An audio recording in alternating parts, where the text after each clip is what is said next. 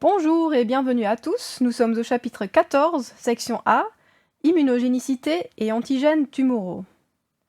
Les tumeurs dérivent d'un tissu du soi et sont composées essentiellement d'auto-antigènes. Ainsi, on ne s'attend pas à avoir des cellules T fortement réactives aux antigènes tumoraux. Néanmoins, les tumeurs expriment des produits de gènes mutés qui sont absents des tissus normaux. Parfois, elles surexpriment très fortement certains gènes qui sont peu exprimés dans les tissus sains. Ou encore, elles peuvent exprimer des produits de gènes viraux dans le cas de tumeurs causées par des virus oncogènes. Nous allons voir qu'il existe des antigènes proprement tumoraux, que l'on qualifie de néo-antigènes car ils sont absents des cellules saines. Les néo-antigènes sont des cibles idéales pour être reconnus par le système immunitaire adaptatif. Une réponse adaptative ne nécessite pas seulement la reconnaissance d'un antigène, mais aussi un signal de costimulation, le signal 2. Les tumeurs sont composées de cellules stressées à division rapide qui vont exprimer des signaux de danger comme par exemple les interférons de type 1. Ainsi, les tumeurs cancéreuses émettent des signaux de danger utiles pour la costimulation des cellules T anticancéreuses. On trouve plusieurs types d'antigènes à la surface d'une tumeur qui sont susceptibles d'être ciblés par l'immunothérapie. Une première classe d'antigènes tumoraux qui peuvent être ciblés par l'immunothérapie sont appelés antigènes de différenciation. Il s'agit de protéines spécifiques d'un tissu donné suite à sa différenciation. Par exemple, la molécule CD19 garnit toutes les cellules de la lignée B sauf les pro-B. Un tel antigène peut être utilisé pour traiter un cancer affectant les cellules B, comme un lymphome de cellules B par exemple. Cependant, l'antigène est commun à toutes les cellules B, et ainsi l'utilisation de cet antigène pour traiter un lymphome B sera néfaste, car toutes les cellules B, même les saines, seront éradiquées. Les patients ayant un lymphome B subissant une immunothérapie contre CD19 doivent être traités par des infusions d'immunoglobulines pour garantir leur immunité humorale, et ce à long terme. D'autres antigènes de différenciation sont par exemple ceux présents dans les tumeurs affectant la muqueuse du côlon.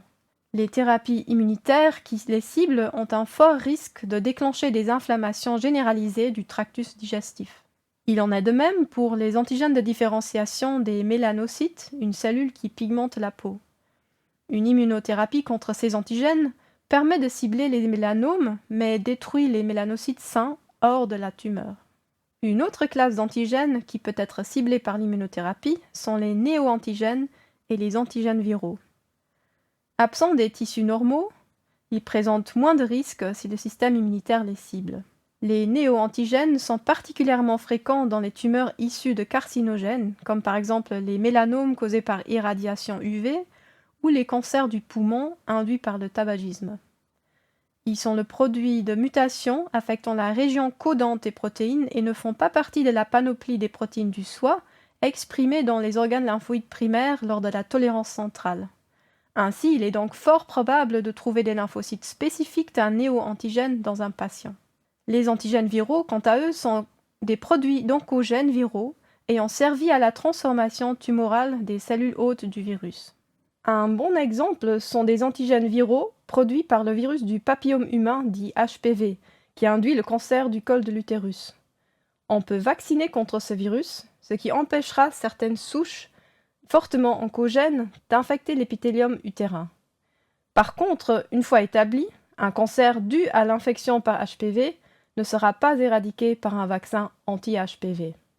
Suite à des changements épigénétiques, de nombreuses tumeurs vont exprimer des gènes qui sont normalement silencieux.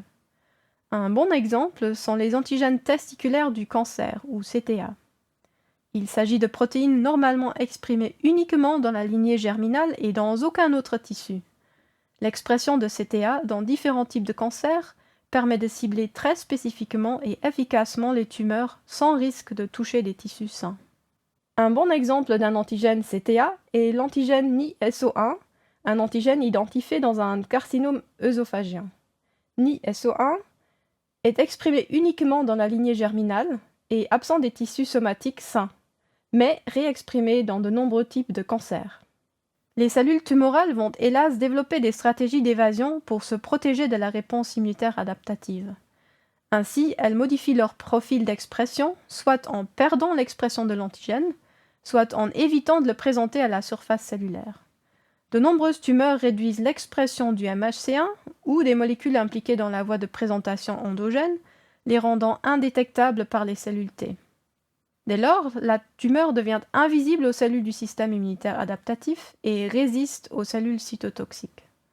Nous verrons par la suite comment les immunothérapies actuelles tentent de surmonter l'évasion antigénique des tumeurs.